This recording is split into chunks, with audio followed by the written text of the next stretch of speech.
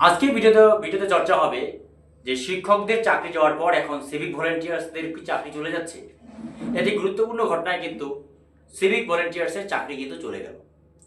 কি কারণে গেল সেই বিষয়ে ভিডিওতে চর্চা হবে। তার আগে একটা বিষয় আমি আপনাদের জানিয়ে দিচ্ছি, এই সিভিক ভলেন্টিয়ার্সদের নিয়ে কিন্তু গোটা রাজ্যে কাকদ্বীপ থেকে কোচবিহার, সে বেলঘড়িয়া হোক, রাজারহাট হোক, কোচবিহার হোক এবং মালদা, মুর্শিদাবাদ, এক কথায় কাকদ্বীপ থেকে কোচবিহার, গোটা বাংলা এই মুহূর্তে সিভিক ভলেন্টিয়ার্সদের বেশ কিছু ঘটনা কিন্তু গোটা রাজ্য উত্তাল। কিন্তু তারপরেও রাজ্য প্রশাসন বা রাজ্যের পুলিশ মন্ত্রীর পক্ষ থেকে একটি বাক্য বিনিময় করে।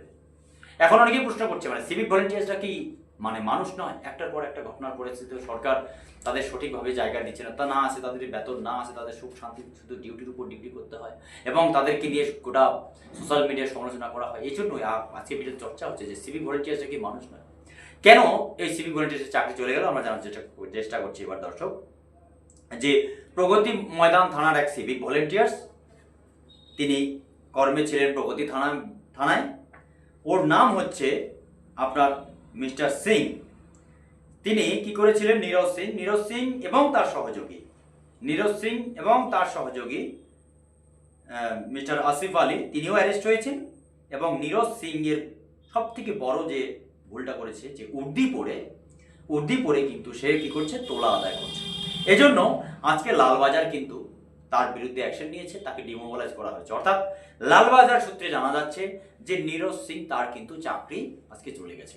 এখন বিষয়টা হচ্ছে যে নানান টালবাহানা, নানান কাণ্ড কারখানা, বিভিন্ন জায়গায় সিভিক ভলেন্টিয়ার্সের কিন্তু এইভাবে চাকরিগুলো চলে যাচ্ছে।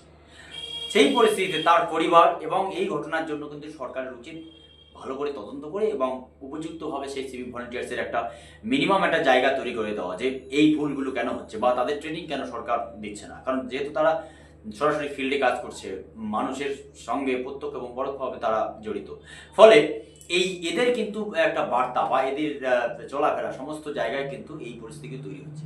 ইমিডিয়েট এই সমস্ত বন্ধ হোক এবং তাদের ট্রেনিংয়ের ব্যবস্থা করুক রাজ্য সরকার। আজ এ পর্যন্তই।